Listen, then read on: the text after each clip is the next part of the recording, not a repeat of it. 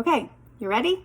Let's apply. You're gonna apply with your fingers and then blend with your brush at the end. And you're gonna tap it into the darkest color, that's the contour, just until you have about that much. And you're gonna go to the hairline and you're gonna find where your cheekbone, the top of it is, and you're just gonna kind of bring that right at the bottom of where your cheekbone rolls under right there. You're gonna get better at this every time you do it. But if you can imagine when you made fish lips when you were a kid, and that's where that shadow is, that's what we wanna do. We wanna lift that cheekbone by creating that shadow right there. I'm gonna go ahead and place my finger in the back and I'm gonna just do a line down. You don't tend to go too much past the edge of your eye. Now I'm gonna do the other side. So I'm gonna do the same thing. Find that top of that cheekbone, bring it down. Now tap in again and do your hairline.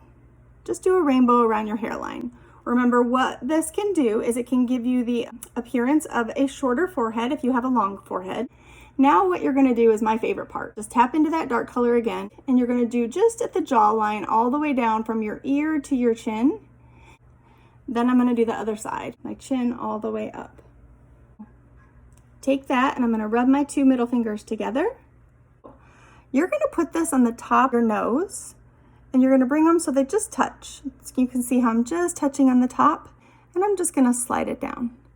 And again, you're gonna get better at this, do not stress. You can create the illusion of a thinner nose just by putting it on either side of the top ridge of your nose.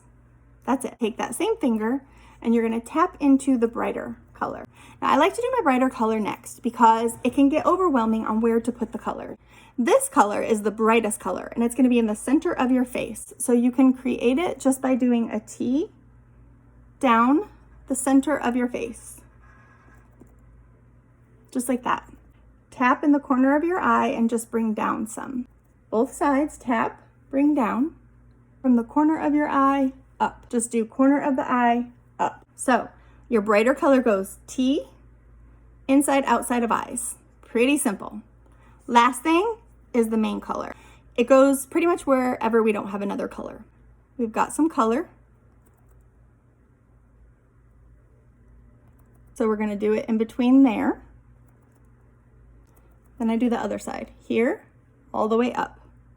The idea of the makeup is to have one layer, but as long as you're not color correcting, we're not really overlapping. Here it overlaps a little, but the rest of it, you don't want too much makeup on. Then I do take a little bit and I just go up in this area right here. Now this is all gonna kind of blend together, but I put a little bit because I have some redness in the corner of my nose.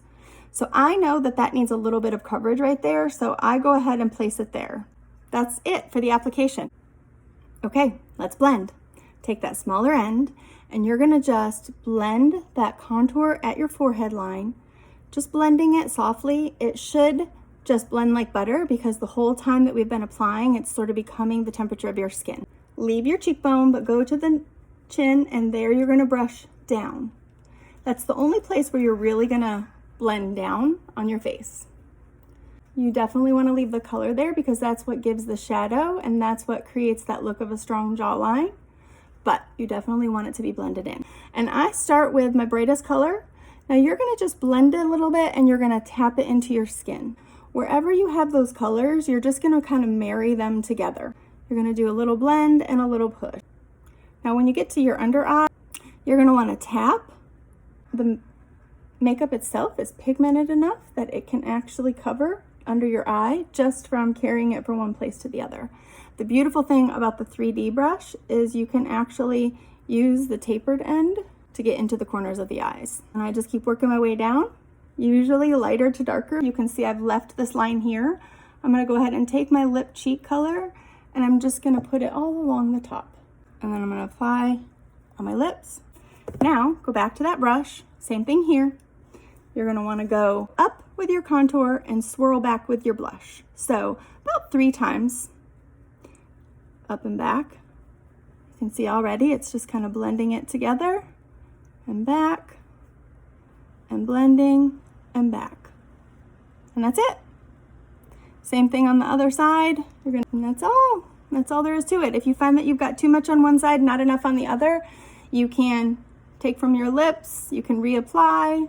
If you put too much on, you just blend a little bit more. You're gonna want to take your perfector sponge. You are gonna wanna take that wet sponge and you're just gonna wanna dab it just like this. As it picks up any extra so that you don't leave too much makeup on your face. We're so used to applying too much that it can be very easy to put too much of this on. If after 5 or 10 minutes you can feel it on your face, then you need to use a makeup sponge. You shouldn't feel anything on your face. You should be able to feel this, the makeup's there, but it doesn't feel sticky, it doesn't feel tacky. Use that sponge at the end of every application and you should be good to go. Thanks.